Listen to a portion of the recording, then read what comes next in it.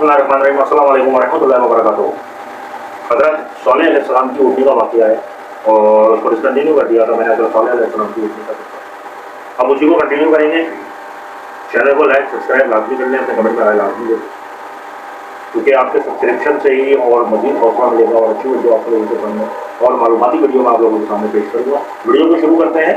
अल्लाह ताला ने इरशाद फरमाया कि उन्होंने ऊँटनी की पूंछें काट दी और अपने रब के हुक्म से सरकशी की और कहा कि ऐ सालेह, अगर तू रसूलों में से है तो वो अजाब हमारे पास ले आ जिससे तू हमें डराता रहता है। उन्होंने अपनी इस बात में कुफर की इंतहाई हुकूक को छुआ है। अल्लाह ने इनको अपनी निशानी के तौर पर दी थी और इसको नुकसान पहुँचाने से मना किया था, मगर उन्होंने अपने रसूल की मुखालिफत की और ऊँटनी को कत्ल कर दिया और अजाब को जल्दी तलब किया और वो दो लिहाज से सजा के हकदार पाए। इनसे शर्त लगाई गई थी और इस बात का पाबंद किया गया था कि वो इस ऊँटे को कोई तकलीफ ना पहुँचाएंगे, वरना तुम्हें करीब का अजाब आ पकड़ेगा।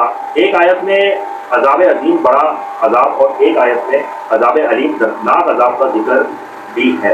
अब ये दो मालूमात आ गई आप लोगों के पास, एक अजाब अजीम मतलब बड़ा अजाब और एक अजाब अलीम, इसका मतलब हो गया दर्दनाक अजाब। ये दो मालूमात और आ गए। इसलिए मैं आप लोगों से कहता हूँ कि मेरी वीडियो आप लोग लाजमी देखा करो। जो भी मैं बताता हूँ उसमें कोई ना कोई ऐसी मालूमात जो आप लोगों को मिल जाएगी तो वो आप लोगों के ही काम आएगी। अब वो दर्दनाक अजाब क्या था? अजाब व अकाब के हकदार बनने की दूसरी वजह यह है कि उन्होंने खुद अजाब जल्दी तलब किया और तीसरी वजह कुफर की ये है कि उन्होंने अपने इस रसूल की तकज़ीब की जिसकी नबूवत और सच्चाई पर कतई और पुख्ता दलील कायम हो चुकी थी और इनको पूरी तरह इल्म हो चुका था, लेकिन उन्होंने अपने इनकार व कुफर व गुमराही और हट धर्मी की वजह से हक और हुकूक अजाब को हकीकत से दूर समझा। अल्लाह ताला फरमाते हैं, बस उन्होंने इसकी पूंछें काट दी तो सॉलेह अलैहिस्सलाम ने फरमाया, अपने घरों में 3 दिन फ़ायदा उठा लो। ये वादा ऐसा है कि झूठा नहीं होगा। एक वादा वो किया था कि ऊँटनी पहाड़ से आ गई थी और दूसरा वादा ये हज़रत सॉलेह अलैहिस्सलाम का अपनी कौम से मुतालबा था और अल्लाह ताला की निशानदेही थी कि वो झूठे नहीं हैं, वो सच्चे हैं। बयान किया जाता है कि जब कौम समूद ने पूंछें काटने का इरादा किया तो सबसे पहले कद्दार बिन सलफ ने इस पर हमला किया और इसकी एक पूंछ काट दी और वो जमीन पर गिर पड़ी। फिर वो सब अपनी अपनी तलवारें लेकर इस पर टूट पड़े और इसको टुकड़े टुकड़े कर दिया। जब इसके बच्चे ने ये सूरत हाल देखी तो वो इससे भागा और पहाड़ की चोटी पर चढ़ गया और 3 दफ़ा जोरदार आवाज़ निकाली। इसलिए हज़रत सॉलेह अलैहिस्सलाम ने इनको कहा कि तुम लोग अपने घरों में 3 दिन तक फ़ायदा उठा लो, यानी खूब खा पी लो और मज़े उठा लो, यानी मौजूदा दिन निकाल कर 3 दिन की मोहलत दी गई। लेकिन उन्होंने इस पुख्ता वादे की भी तस्दीक ना की, बल्कि उन्होंने और ज़्यादा दिलेरी करके हज़रत सॉलेह अलैहिस्सलाम को कत्ल करने का प्रोग्राम बनाया और अपने ख्याल के मुताबिक उन्होंने इसको ऊँटनी के साथ मिलाने का इरादा किया। उन्होंने एक दूसरे से कस्में उठवाकर पुख्ता वादा लिया कि हम हज़रत सॉलेह अलैहिस्सलाम और उसके अहल पर जोर शब खून मारेंगे कि इसके घर में हम रात को अचानक घुसकर इसको इसके घर वालों समेत कत्ल कर देंगे। फिर अगर इसके सर पर और मुतलकीन ने कोई खून बहा या कसास का मुतालबा किया तो हम इसके कत्ल का साफ साफ इनकार कर देंगे। इसलिए उन्होंने कहा कि फिर हम इसकी वली वारिस को कहेंगे कि हम इसके घर वालों हलाकत के मौके पर मौजूद ही नहीं थे और हम यकीनन सच्चे हैं। इसके मुतालिक इरशाद करते हुए अल्लाह ताला ने फरमाया, व मकरू मकरन व मकन्ना या तकून, सूरह नहल आयत 50 से 53। और वो एक चाल चले और हम भी एक चाल चले और इनको कुछ खबर ना हुई तो देख लो कि इनकी चाल का क्या अंजाम हुआ। हमने इनको और इनकी कौम सबको हलाक कर दिया। अब ये इनके घर इनके जुल्म के सबब से खाली पड़े हैं। इसमें निशानी है इन लोगों के लिए जो इल्म रखते हैं और जो लोग ईमान लाए और डरते थे, हमने इनको निजात दी।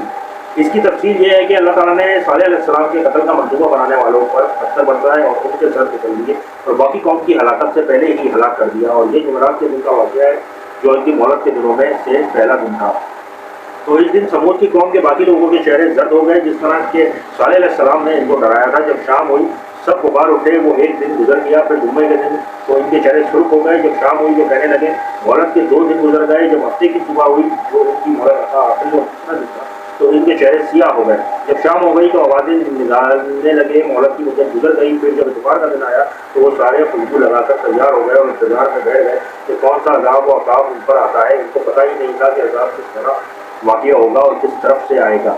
और इनको लपेट में ले लेगा। जब सूरज निकला और चमकने लगा तो आसमान से एक चीख आई और इनके नीचे से जलजला आया तो इनकी रूहें निकलने लगी, जाने तड़प तड़प कर खत्म होने लगी और इनकी हरकत ठंडी पड़ गई और आवाज़ें बंद हो गई और हकीकत मालूम हो गई और वो अपने घरों में औंधे मुंह गिर पड़े थे।